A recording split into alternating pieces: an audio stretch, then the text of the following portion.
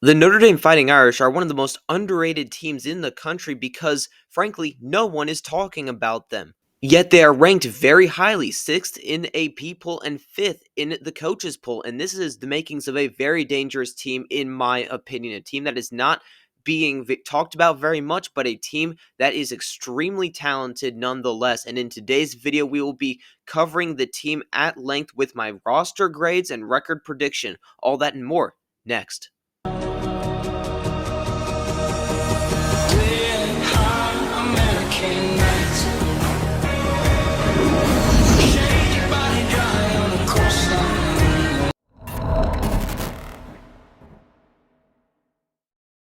All right, let's not waste any time. Get into my offensive grades here. We'll start with the offense, work our way to the defense. On offense, at quarterback, I have a B. Let's start there. I'm very high on CJ Carr as a passer in this system, particularly. If he was a guy that had to air it out 40 to 50 times a game, I would be less high on CJ Carr. But the fact that he plays in this offense where it's going to be run first, he has one of the best running backs in the country, one of the better offensive lines in the country. I think that'll bode really well for him because he's going to be able to make a lot of safe reads and make easy completions. And if you think back to last year, that's a lot of what Riley Leonard did, although Leonard used his legs a lot more than I think CJ Carr will. But he made a lot of easy reads last year. And so for CJ Carr going into this year, he is more of a pocket passer, which I think will benefit the Notre Dame offense, in my opinion, because he will stay in there longer for his receivers to develop their routes. Where last year it seemed that sometimes Riley Leonard would escape the pocket and really just take off and run, not look downfield or too often, in my opinion. So I'm really high on CJ Carr as a quarterback, but since he hasn't started any games at the college level, I'm going to keep that as a B for now with a chance to go really high, in my opinion. Now, at running back, I have an A+. Jeremiyah Love is one of, if not the best running backs in the country. He had 1,125 yards from scrimmage plus 17 touchdowns, which I think was near the top of all rushing touchdown leaders. And keep in mind, he was banged up at the latter half of the season into the playoffs. He was very banged up. His knee, he had that knee brace on and all that, and he played through it. But that still impacted his play as well. So Jeremiyah Love is going to be fully healthy, and he really, in my opinion, is a top 2 running back right there with Nick Singleton of the Penn State Nittany Lions. And I think Jeremiyah Love is the number 1 running back. If you can't already tell, I think that he's the best running back in the country by far. And what do they bring back behind him? They bring back Jadarian Price, who really filled in nicely when Jeremiyah Love was injured or had to take a playoff, as he had rushed for 746 yards and 7 touchdowns as well. So, I mean, those are borderline RB1 numbers at most schools. And they bring him back. So they're bringing back over 1,800 yards from scrimmage from last year, which is great. I really do like this running back room. It's the best running back room in the country, in my opinion. That's why I give it an A+ rating. Then we go to the receivers. The receivers, in my opinion, are the most underrated skill position group in the country. Yes, you heard me right. They bring back Jaden Greathouse. He's back. He was their number 1 receiver last season. They bring back Jordan Faison, who I really like as a player for them.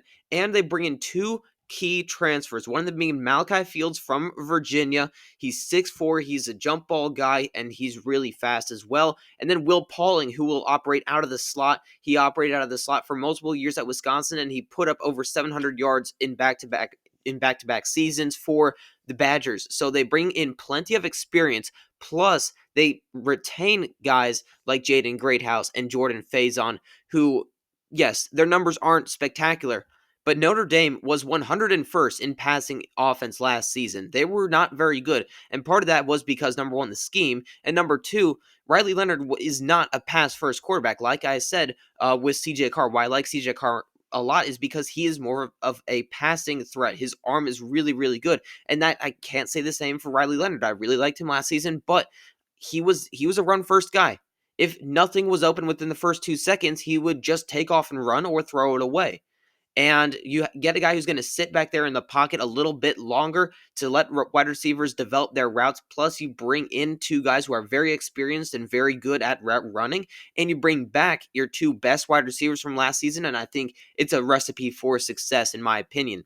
Now, at the offensive line, they bring back 3 guys from last season. Anthony Knapp, who started last season as a true freshman, played pretty much every single game, and I think that he will build on that this upcoming season. Billy Schroth comes back at guard, and then at the other tackle position, Emil Wagner as well comes back. They lost 2 interior offensive linemen, one to Indiana, one to Nebraska, but those guys are pretty replaceable in my opinion. Yes, they started every single game, but you have guys right behind them who were the backups last season who I think will make a pretty solid impact for this team. And then when it comes to coaching, I really like what this offense brings to the table with CJ Carr's passing ability, the running backs, the offensive line, and the receivers. But the coaching has to be really good for this offense to really explode onto the scene. Mike Denbrock's offense has real potential, but they were not great last season. They ranked 55th in the country at total offense. That's with all the production they had out of the running back room, all the production they had out of Riley Leonard, who ran the ball very effectively. They were one of the best rushing teams in the country, but it has to get better. In terms of Mike Denbrock in particular, I'm not too much of a fan of his. I respect him as much. I think that he's a pretty good coordinator, but I don't think he's a great coordinator by any means. So they're going to need to step up on the coaching end because all the talent is there for them to really explode and be a top 25 offense this season. Then we move on to the defense. The defense here was really good last season. They ranked 11th nationally in total defense, and they were very physical at the point of attack, and they had some elite players in the secondary. This season, I think that they have a chance to improve slightly, if that's even possible, but there are some concerns with this team, particularly at linebacker and coaching, which we will get to later. But first, I want to talk about the defensive line. I gave it an A- grade because I really do like the edge play for the Fighting Irish. I'm really high on the potential of defensive end Bryce Young. I think that he showed in the playoffs last season particularly and throughout the season that he has incredible talent and he has the potential for to do a lot of great things this season. Boubacar Traore, I hope I pronounced that correct, but correct me if I'm wrong. But he also has a ton of potential, ton of upside. Really like him at the other defensive line position. On the interior, they brought in a transfer, Jared Dawson from Louisville, and they have Gabe Rubio, who comes back. He was mostly a backup last season, but those two guys provide a ton of size, and they're both seniors, so a bit of an older mentality as well, which I think is great because both of your defensive ends are sophomores. So you have a young edge play and older interior play, which I really do like that combo right there. But there aren't really any stars. They have to replace a lot of production, and that's why it's the defensive line's not an A grade, but it's an A- grade. Now with the linebackers, they do return Drayk Bowen at linebacker. Very solid linebacker. Really like what he brought to the table last season as he was third on the team in tackles with 78 and contributed with 1 sack as well and forced 3 fumbles for that matter as well. But I'm just not keen on their depth here, and they have to replace a ton in this room. Jack Kaiser, for example, they have to replace him. The other linebacker, Kingston Villamo Asa, I'm not sure about him quite yet. He has a ton of talent and a ton of upside, but I'm just not ready to say that this linebacker room is anything elite quite yet. But talking about elite, let's move to corner. Corner have it as an A. The duo of Leonard Moore and Christian Gray might be the best corner duo in the country, in my opinion. And for that reason, it is an A grade. Both of them played excellent last season, and I think that both of them are going to be really good this upcoming season. And oh, by the way, they have another guy named Devonta Smith who is going to be playing in that slot corner position for them. And I think that he has a ton of upside as well. And then at safety, A-, I really like Adon Schuler. They're going to have to replace a ton, though, because safety Xavier Watts was drafted into the NFL, and they're going to have to replace him, and he was everything for this defense, so they have to replace him. That's going to be a key. If they can replace his production even somewhat, this defense, I think, will be all right. And I think Adon Schuler is going to be one of those guys who really steps up. He was a redshirt freshman last season, played really well for them, and he's a guy that I think I really do like. Luke Talek is also going to be in that safety mix as well, and then the Virginia Tech transfer Jalen Stroman as well going to be in that mix for them as well. Now, before we move on to the schedule prediction for the Irish, I want to talk about the defensive coaching because, in my opinion, it's very interesting. It's really fascinating here. As Al Golden left for the NFL, he was their defensive coordinator last season. He was excellent. He was really good for them. Uh, had a great scheme and everything, and they hired Chris Ash to be their defensive coordinator, and he has throughout his coaching career has had the highest of highs and the lowest of lows as he coached as defensive coordinator that 2014 national championship team in Ohio State. He coached alongside Urban Meyer. He was really good for them. He was really good for Oregon during that time as well, but he also was the head coach of a Rutgers team that was one of the worst 3-year spans a college team has ever had, it from 2016 to 2019. And then as defensive coordinator at Texas, he only lasted 1 year in 2020, and he had, I think, the 65th ranked defense in the country for them. It was not good. So as of late, he hasn't been great, but he does have a track record of success at different schools. So really, you're getting a mixed bag here, and what I want to see from him is to change nothing. Don't change anything. Keep the same style of defense. Keep the same scheme. Don't be changing anything up, and I think that that's what he's going to do. If he does that, I think that that could be really good for them. If he tries to change things up, I don't know how great that's going to go for them. With that being said, now though, let's go to the schedule. Looking at the schedule here now as we transition from the roster to the schedule, it's a pretty hard schedule in my opinion. They play 3 marquee games that I really want to focus in on in the latter half of this section, as we will take it 2 sections at a time, really the games that they should win and then the games that are going to be tougher, as you will see. At Miami, Texas A&M, and USC are the 3 toughest games, with at Pitt not being too far behind. They play at a couple tough road environments, particularly at Pitt, at Arkansas, and at Miami, and those games will be very hard to win. Although you do see there, I do think that Notre Dame will beat Arkansas. I think that that game will be about 15 to 20-point win for the Notre Dame Fighting Irish. Now, they do play their fair share of very easy teams. They will beat Purdue by a lot. They will beat Stanford by a lot as well. They'll beat Boston College by a good bit. But really what jumps out here is the only G5 team that they play is Boise State, which was the best G5 team last year by a large margin. And I think they will continue to be one of the best G5 teams out there. So there really are no real quote-unquote cupcakes on the schedule, although I would consider Stanford a cupcake game. I'm not going to lie. Maybe Purdue as well. But that being said, as you can see here, I already have down they're going to go 8-0 in games that they should win. Really.